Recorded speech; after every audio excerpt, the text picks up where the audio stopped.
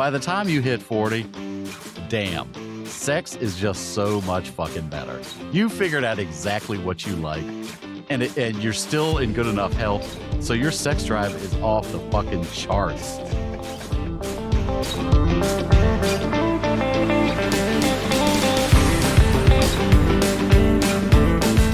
Hey everyone, I'm Mike. And I'm Andrew. And we're the Midlife Guys. So on this episode, we're going to get personal.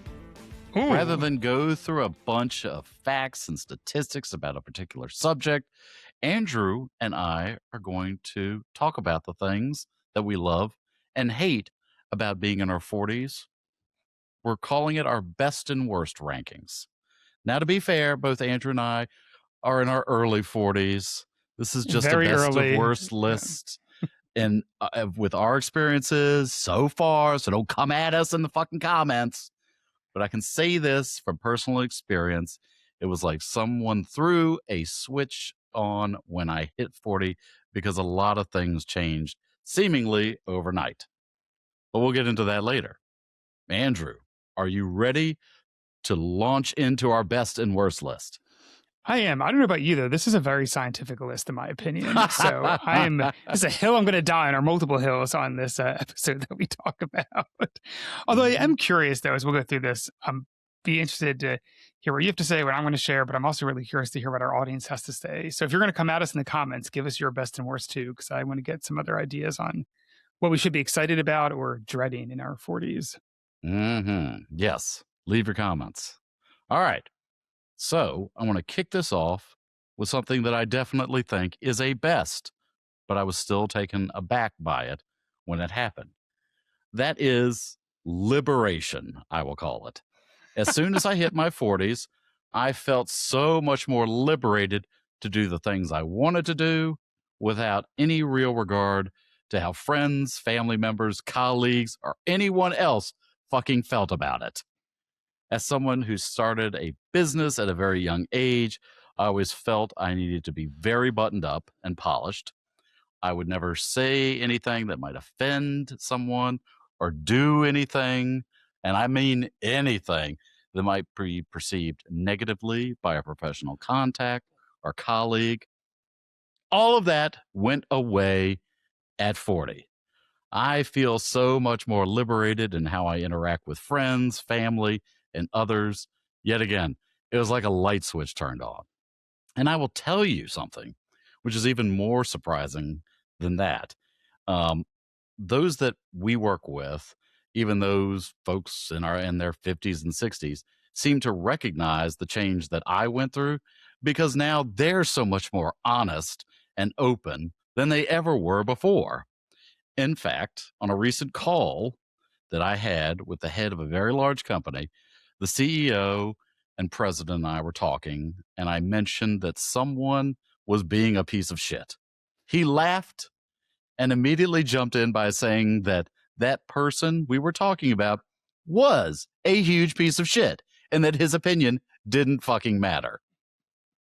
However, we still had to deal with that guy. Hopefully not on the call, right? That this person not was on not that there call, and they're luckily. well, that's good at least. I had to deal with this person anyway, and the fallout from the decisions that he and I were making on this call and talking about him.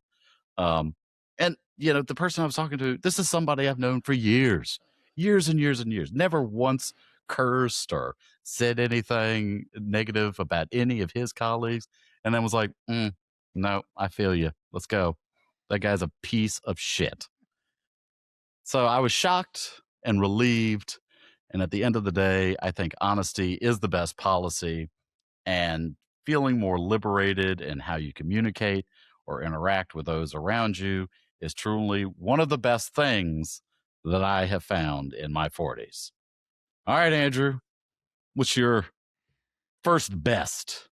Well, I'll get to my first best in a second, but let me just kind of quickly summarize. You're essentially in your no fucks left to give phase of life now? Is that essentially where we're at with you? Okay, all right. And you know what? I was sitting there, despite the fact that this is a very personal episode, I was actually doing research on this very topic to find out on the best and how worst that people have in people, their 40s. Huh. what is the best and worst of their 40s. Yeah. And the no fucks left to give thing was the top thing. Was it really It the was top one? Ew. wild. I mean, It huh. was wild. Now, I think, for example, like Pew Research didn't put it in those terms, Right. but I mean, that's what I interpreted from what you were saying is basically that's you're exactly what done. the number one thing was. People Yeah. just felt like once they hit 40, they had the ability to be more of their authentic selves. So, Um, okay, not to derail us for a second, what I'm going to. So, why do you think that is? I'm kind of curious about that idea of like, what do you think it is about 40 that people are Death is on the like, horizon. let's have a couple more decades, right? Like, I don't, the You Grim never Reaper like know. knocking at You my never door. Damn. know. And that's true. You don't ever know, which is kind of frightening. But yeah, maybe that's it. Be mortality or just, yeah. I mean, in all honesty, I think it's because people feel more secure in um, their careers and the knowledge that they have built up and the relationships that they have built to, in case something did happen, they could like find a new job or find new opportunities fairly quickly. And so I think that may be the root cause. There's no data explaining why people feel this way, nothing I could find at least, but I feel it. I'm loving it. It's true. When you're in Well, I've got when you're two in your teens and 20s, theories. everything feels like it's the biggest deal in the world and the end of the world. That And is then you true. And it's not, realize, you have more perspective. yeah, that's It not the case. isn't. No. Right. Yeah. Well, I kind of have two theories related to this too. As I think I mean, so someone with kids, I do have lots of F's left to give. I do care about what happens in my life and my kids' life, but I don't really think it means like you don't care what's happening to you. I think it's two other things that may be contributing to it. One is you're probably just tired, right? And you're like, I just don't want to deal with some stuff anymore. And I realize with the perspective, not everything matters and is as big of a deal. I also think, and this is completely anecdotal, I don't know how scientific this is, but it just feels like this veneer of politeness that used to be in society has sort of eroded over time. And I don't know if some of that's technology or social media or the evolution of pop culture or whatever it is, but I feel like there used to be the sense of like you Politics. had to be politics has definitely been infected with that, right? Like you had to be polite. And maybe that's what it is too. Our like leaders don't really model politeness or how to like treat people with respect. So that kind of trickles down to other parts of society. I'm curious if that's part of it too. But I definitely do think there are a lot of folks in their 40s who are sort of like know what they need to care about and they're done with everything else and just like, you know what? We're not Yeah, going and to I put up think with this. Yeah. I think that's the point. It's like I'm too fucking old to deal with drama right now. I don't want to Mm. deal with anybody's drama, whether it be like personal drama or workplace drama. No. And so I think you bring up a really good point that maybe that liberation is really just prioritizing the things that matter, Yeah. um, and just shedding all the other bullshit away. Yeah. I think And that that's that's a big liberating it part of of it. itself. Yeah. When it kind of connects a little bit to what my best was going to be, or the first best thing, which is, I guess, kind of related to that in that, it's a sense of confidence that I've had in my 40s that I didn't have before. I feel like my 20s was a lot about just like trying to figure it out and make it and kind of make ends meet. And then 30s was about, well, how do I continue to build my career and do the right stuff and set a good foundation for the rest of my life? And now in the past couple years of my 40s, I've just felt a lot more confident in like who I am, what I do, that I can figure things out. I don't have all the answers, nor will I ever, but I'm going to be able to figure them out. Right. And it's just, I think that's something that for me has sort of changed and been a really nice benefit, I guess, of being in your 40s is that sense of confidence. And imposter syndrome, I think, is still a thing sometimes, but I had it a lot more when I was in my 20s and my 30s. And I remember, you know, I'd give advice or go somewhere where, and I'd be like, I don't know what the hell I'm doing. And it's like less of like, fake it till you make it, and more just this deeper sense of confidence and understanding that we've been through a lot. I've got a lot of perspective. Like I know what to do, whether it's at work or in family life. And if I don't know what to do, I know I can probably figure it out, or I have resources I can use to kind of figure it out and get through. So for me, I think a big part of it's just been having a much deeper sense of confidence, which has been a really nice benefit that's come from my 40s so far. That's Do you feel awesome. that too, Mike? Did that happen to you at Yeah, all? Do but you I think think like that that's I think yeah that's part of the liberation feel. I mean, could be yeah yeah, I feel liberated and confident that I know what confident I'm fucking yeah doing. right yeah and Someone trusting in comes that too and like yeah Yeah, so when somebody comes to me and it's like, we should do this. I'm like, no, that's stupid. We're not going to do that. I might say it differently, but yes, you get to Shut it the down. same place, like confident in who you are. So yeah, again, I'm curious Yeah. if others are feeling that too, but I definitely feel like, yeah, there's this sense of you have a better understanding of the world, or at least how it operates and how to operate within it in an effective way. Hmm. Yes. All right. So I did a best. I'll do a worse this time. Hangovers. Mm. So I try not to drink excessively, but even light drinkings can sometimes result in epic hangovers. How do you define And light drinking? I'd be curious of that too. two drinks, Oh, that's two it. Okay, that's drinks. not much. Yeah. Um, and let me say this, a hangover in your 40s is no fucking joke. It Yep. is a multi-day thing as your body tries to restore itself from all the toxic alcohol that you put in it. We've talked a little bit about this in previous episodes, but it's just one of those things that seem to happen very fast. Um, I remember going to a Christmas party not long after I turned 40, and I will stick by this adage that I was just overserved. I didn't overserve myself, I was Right. overserved.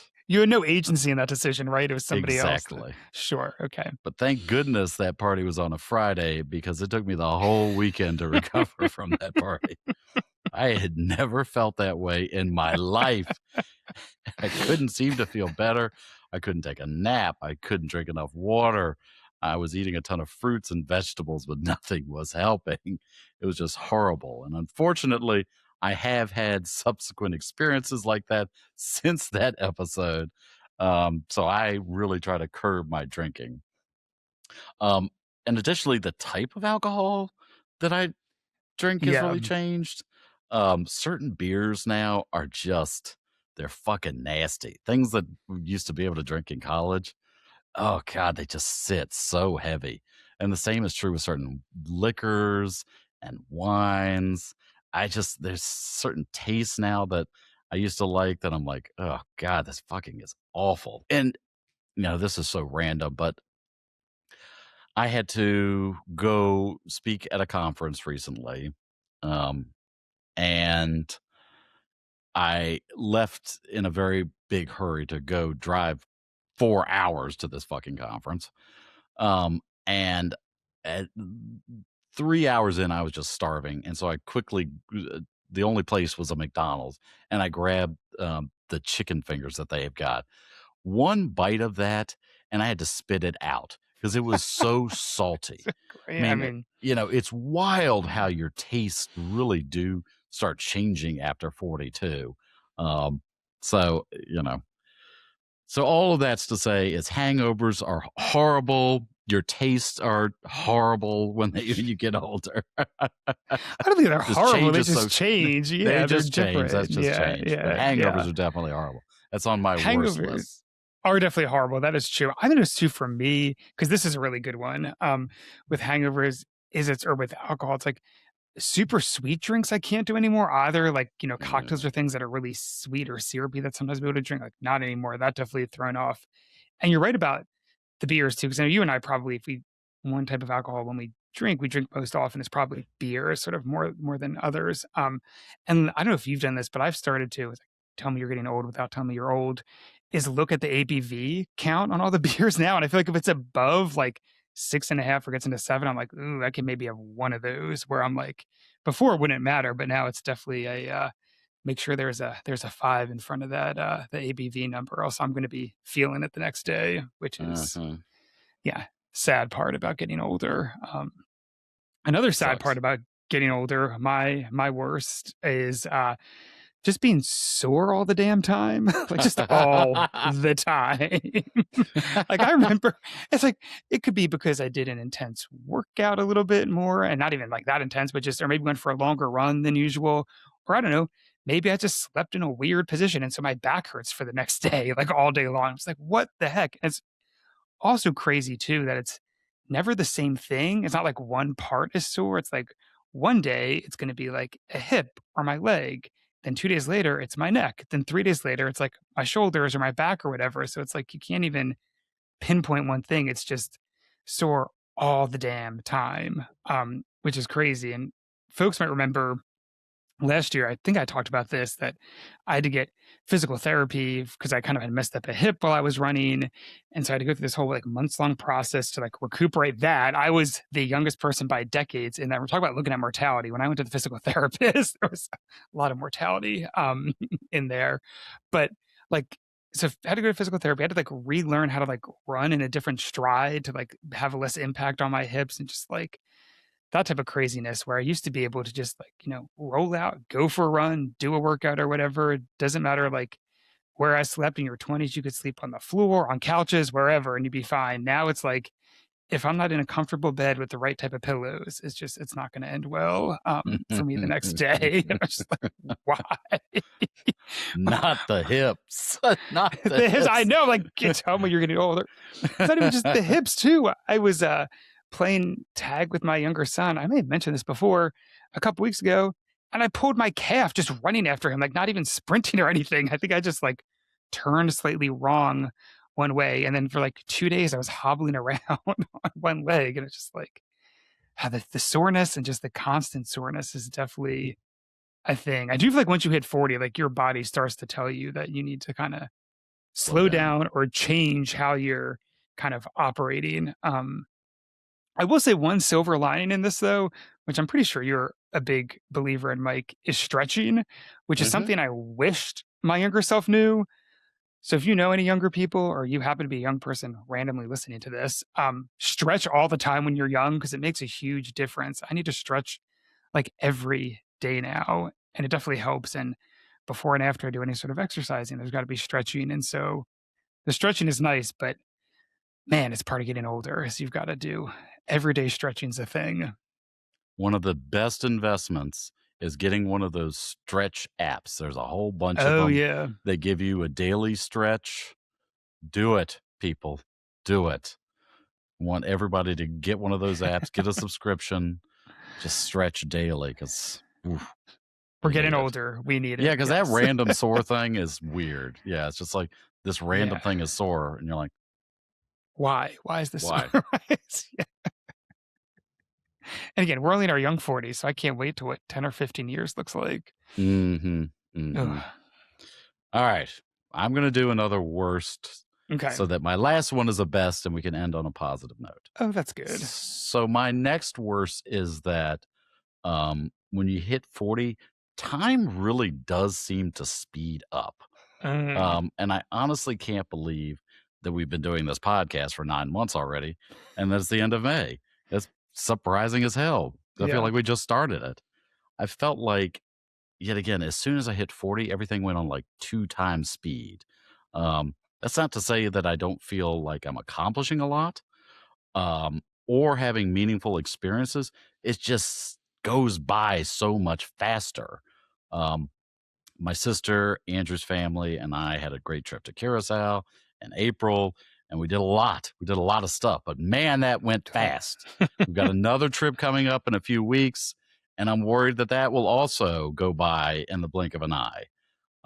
So I'm not a big fan of how fast things seem to move, but it has taught me to be more mindful of all the things that I am doing, um, taking pictures of these meaningful moments and writing down some of the stories from my life or from the day at least in order to provide context to myself about what I'm doing and the people that I'm with. So, When damn. you start to lose your mind, you got to have those those days written down. There you go. Yeah.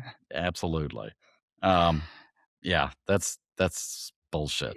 Just Yeah. I really mean, speeds up.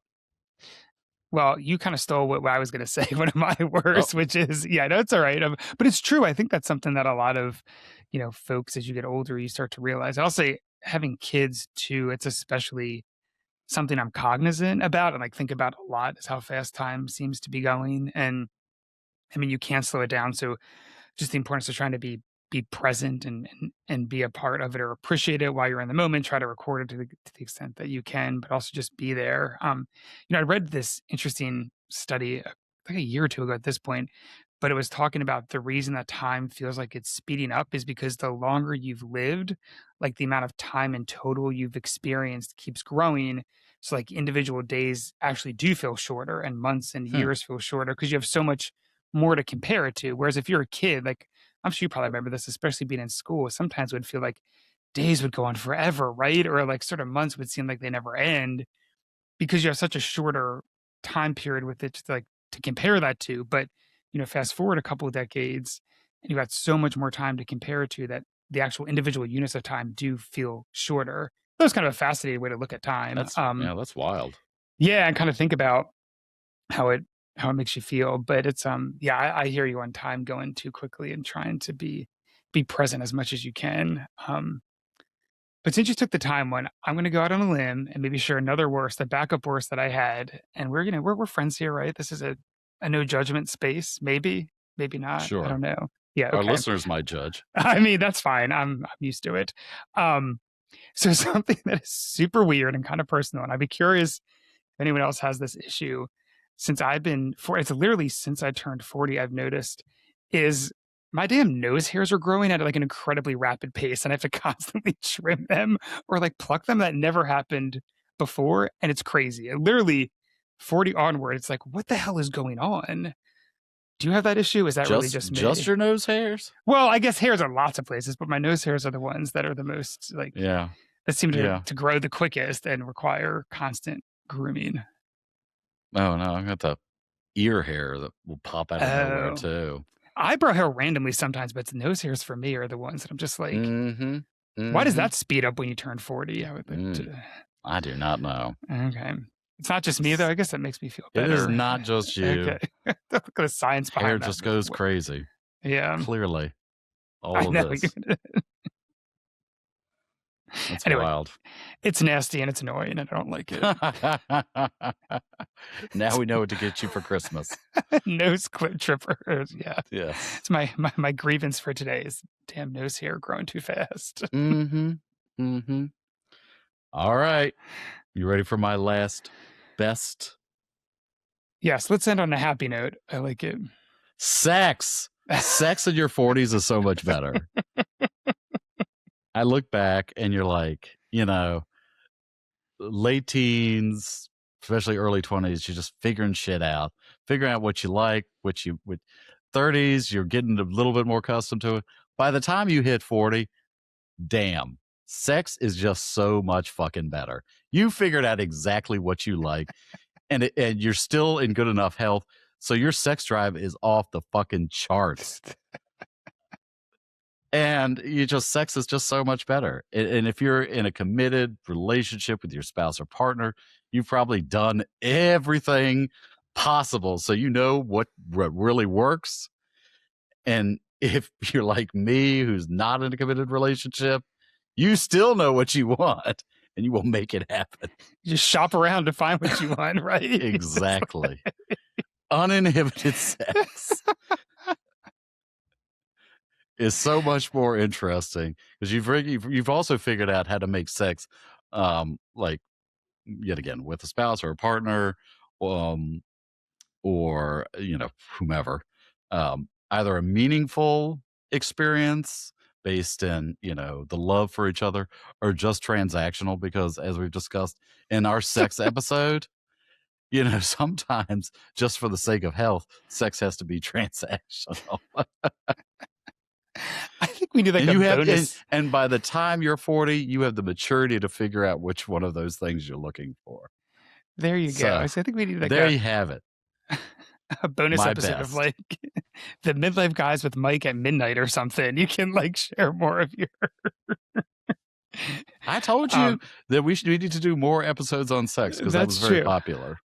I will say though, what's also kind of funny is like your perspective as clearly someone who does not have kids, because sex is still wonderful and a great thing, but trying to find time to do that and like in a way where kids don't find you is definitely a fun experiment of like making sure kids are asleep or something. That's just kind of funny of like trying to figure out when and where is a new challenge. When Don't you've got give me that kids who are shit. I know, like, there are times when your kids will go off to play with their friends in the neighborhood or something like that.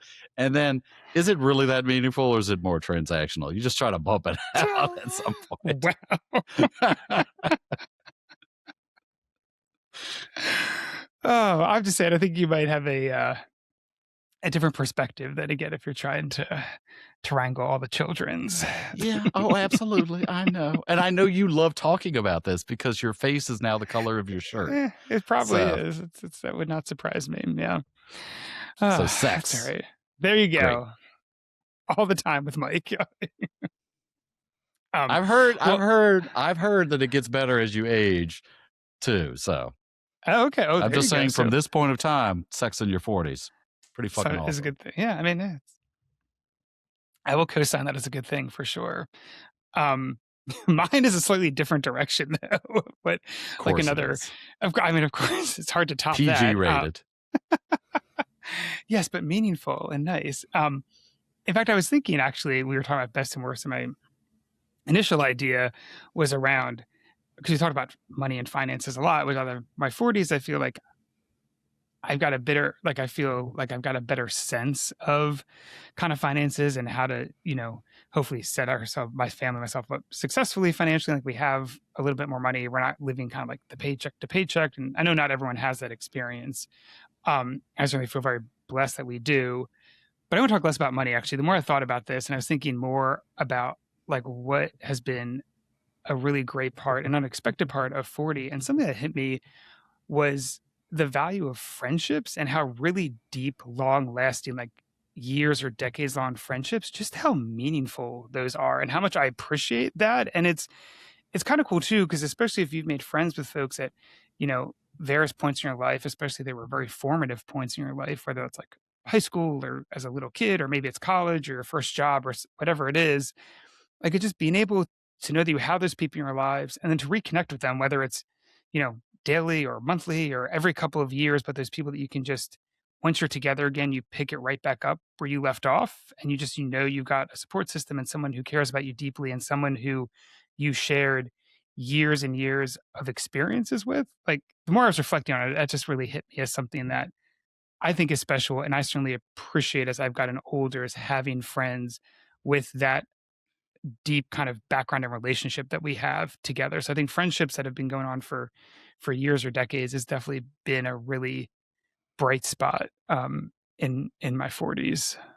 I think that's wonderful. And real friends too, not Facebook friends. Yeah, I think that's true. Like people who I've shared, I think, meaningful experiences with. And again, it doesn't necessarily have to be defined by, I text you every day or I talk to you all the time. I mean, I think there are definitely people we have like that in our lives, but people who we'll reconnect with. And I think we, Mike, have both been fortunate that at least with one friend set that we share is we both went to the same college together, and we just made a really solid, tight knit group of friends that I consider incredibly close and meaningful in my life. And that was 20 years ago, which is a whole nother issue of how long it talk about time flying, right? It doesn't feel like it was that long ago. But you have 2+ decades, 25 years of kind of experiences with each other and going through life together. And like that's something that I wouldn't trade for anything. And we will see those friends in 8 days' time at our We 20th will. reunion. So maybe that's why I was thinking about that. But yeah, we will see them soon. And we'll be able to pick up where we left off too. That'll be nice. Some folks we haven't seen in a while, but we'll be able Yes. to reconnect. Yeah. That was So awesome. Thank you for sharing. That's great. Yeah. All right. So we've blown through another 30 minutes. If you've not done so already, please like and subscribe. It doesn't cost you a thing, but it helps us out a lot. Remember, you can find us on YouTube, Apple Podcast, Spotify, iHeartMedia, and all of your favorite podcasting platforms. And until next week, good luck, guys. See ya.